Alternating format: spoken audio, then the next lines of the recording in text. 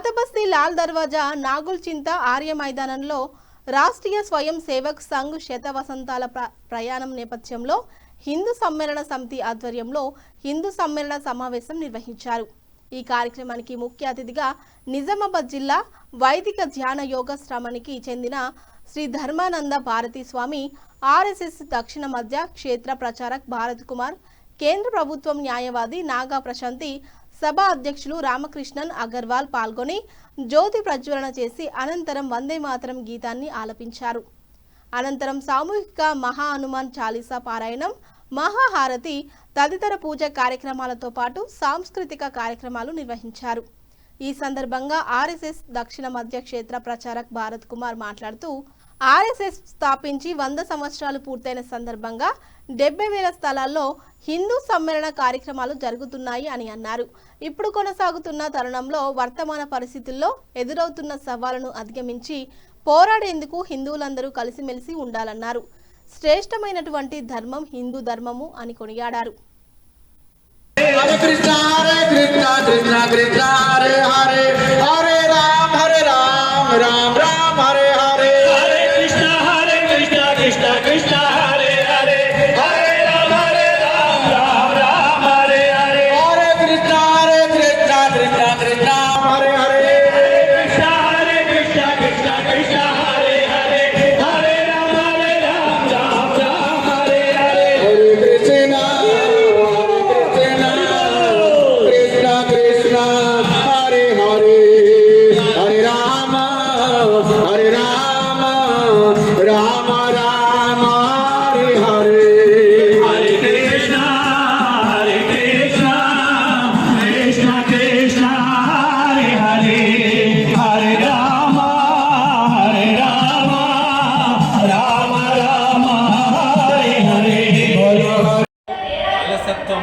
అంటే సోమరితనం వల్ల ఈ ధర్మము ఈనాడు ముందుకు పోలేకపోతుంది।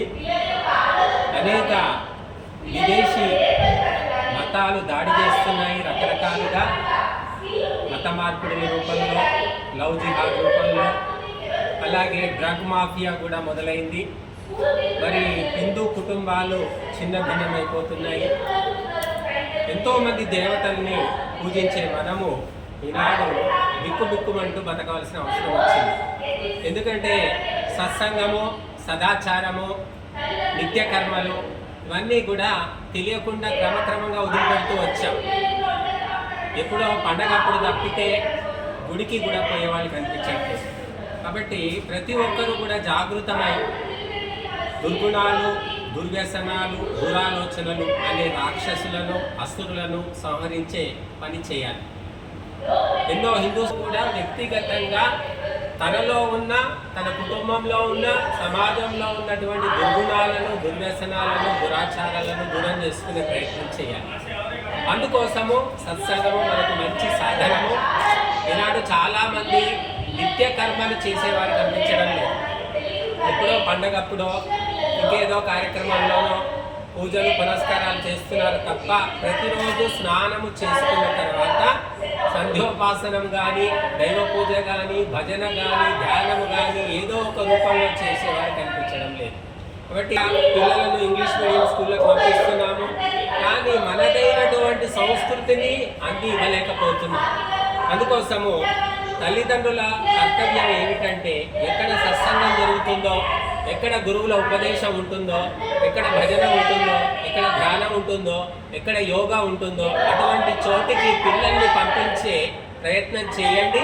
తద్వారా వారి లోపల మంచి సంస్కారాలు, మంచి గుణాలు వికసించే అవకాశం ఉంది। కేవలము చదువులతోటే మనిషి మనిషిగా మారడు। కాబట్టి హిందూ ధర్మము అత్యంత సూక్ష్మమైనటువంటిది, ఇది సంస్కారాలతోటే వికసించేటటువంటిది। కాబట్టి తప్పకుండా మన భగవద్గీత శ్లోకాలనైనా, హనుమాన్ చాలీసానైనా, గాయత్రి మంత్రమైనా ఏదో ఒకటి శ్రద్ధాశక్తులతో పిల్లలకు నేర్పే ప్రయత్నం చేయండి। మీకు చేత కాకపోతే నేర్పేటటువంటి ఉద్దండులైనటువంటి గురువుల దగ్గరికి పంపించండి। మన కుటుంబాన్ని, మన సంతానాన్ని రక్షించుకోగలుగుతాము। ఏ ప్రభుత్వమైనా, ఎన్ని సీసీ కెమెరాలు ఉన్నా, ఎన్ని పోలీస్ స్టేషన్లు ఉన్నా కూడా ఈ దురాచార దుష్ట వలయం నుంచి మన తప్పించుకొని సనాతన ధర్మాన్ని నిలబెట్టాలి అంటే తప్పనిసరిగా తల్లిదండ్రులు ఈ కంకణం కట్టుకోవాలి, బాధ్యత తీసుకోవాలి. కాబట్టి ఈనాడు అత్యంత సంకట పరిస్థితుల్లో మన ధర్మం ఉంది. ఎందుకంటే వ్యక్తిగతంగా తల్లిదండ్రులు కేవలము వారికి సౌకర్యాలు కల్పిస్తున్నారు, వారికి కావలసినటువంటి భౌతిక అవసరాలు తీరుస్తున్నారు తప్ప వారికి పారంపరికమైన సాంప్రదాయికమైన మన సంస్కృతి సభ్యతలను మాత్రం నేర్పలేకపోతున్నారు.